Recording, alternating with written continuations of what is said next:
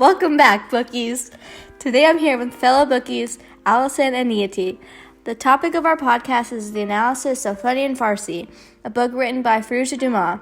It will be focusing on the main themes and using voice, tone, and figurative language within the novel, as well as connections with the last book we discussed, The House on Mango Street by Sandra Cisneros. Bookies, this is Allison, and I'm very excited to be featured on the podcast today.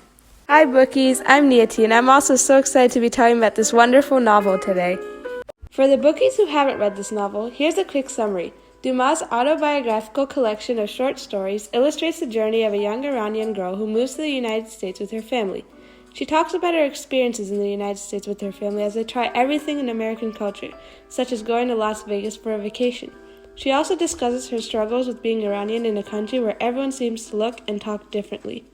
First, look at the themes within the novel, which mostly consist of family and cultural influence at home, assimilation into society, and expectations versus reality growing up. These themes are brought up equally throughout the books in individual chapters. Here's an example of each. First, let's start with assimilation into society.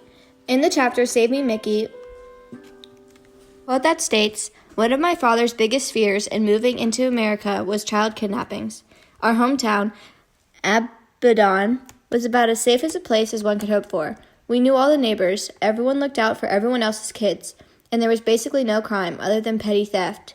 Whenever my relatives came to visit us in America, they would watch the evening news a few times and then refuse to leave the house." Dumas, 19. Fairuza's family's caution after arriving in America demonstrates how the process of assimilation into society is not as easy as it always appears. While they gain many new positive experiences and adopt aspects of the American culture, immigrants in America must also face the negative features of the nation.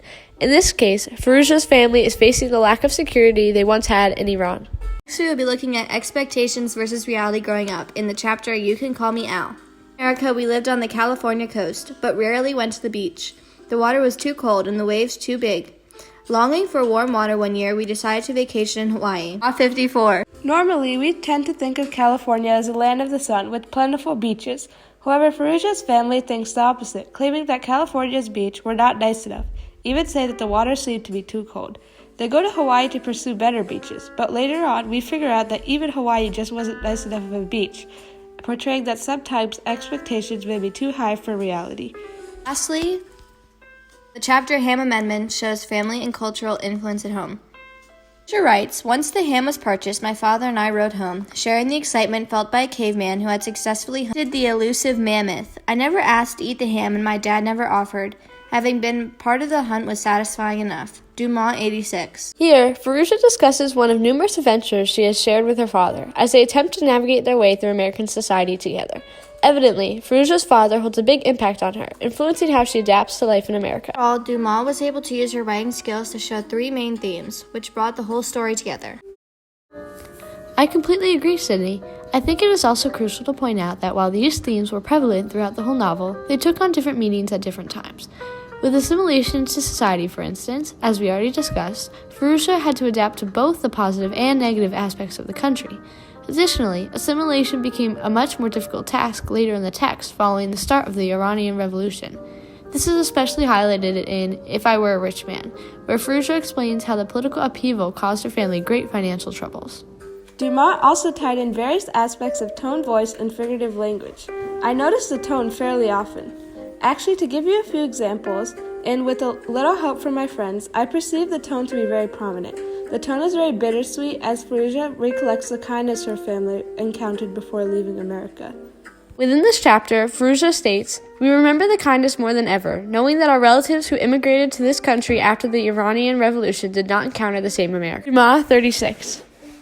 Clearly, Fairuza feels grateful for the kindness she received when in America, yet still acknowledges that not all Iranians are as lucky as she was. In the Ham Amendment, the tone is very humorous and the short story tended to keep me smiling as I read the novel. Overall, I felt the tone of this book was upbeat and humorous as Fairuza relives her memories in a very entertaining way. Speaking of humor, I also felt that Fairuza's voice never became sad or sympathetic. She always told her story in a moderately happy way while also making sure not to downplay any struggle she went through. I really admired that she was able to do that while keeping the overall voice lighthearted, but still keeping the reader engaged. I definitely agree that humor is a part of Dumas' voice as a writer, Niati.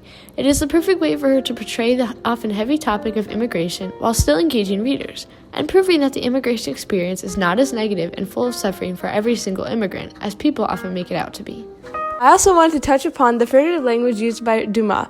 While it wasn't crystal clear to me, I did notice quite a bit of figurative language Dumas utilizes: similes, paradoxes, personification, and more. Here, let me pull some examples. When Fairuza was comparing how she celebrated Christmas to her past when she lived in Iran, she used vivid imagery saying, "My Christmas kitchen smells of ginger, chocolate, and cinnamon.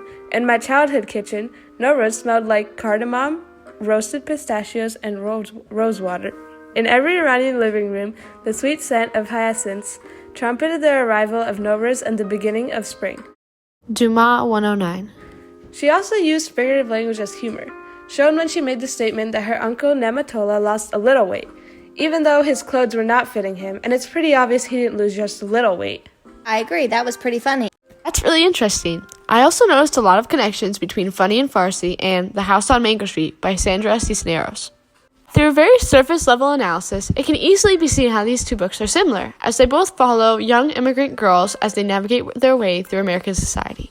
However, as you look more closely at specific chapters, smaller common themes become apparent.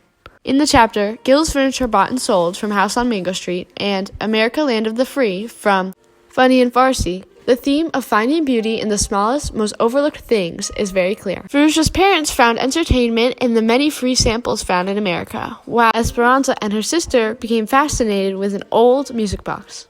Furthermore, in Girls Just Want to Have Fun in Funny and Farsi and The First Job from the House on Mango Street, both Fairuza and Esperanza can be seen taking on responsibilities at a very young age. In Esperanza's case, she is trying to support her family, while Fairuza is trying to fund her college experience.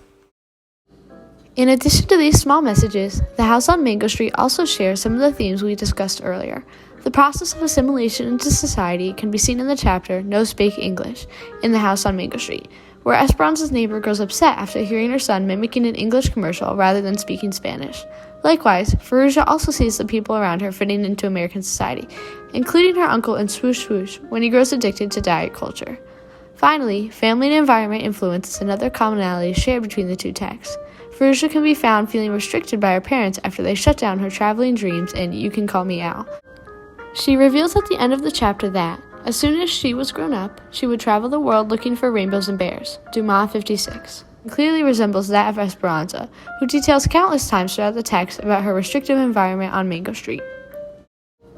Overall, while Fairuza and Esperanza are two separate women with two very different immigration experiences, the lessons they learn as they integrate into American society are clearly very similar.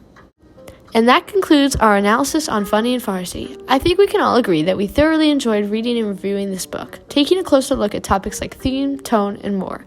We hope you all enjoyed today's episode. See you next week, bookies!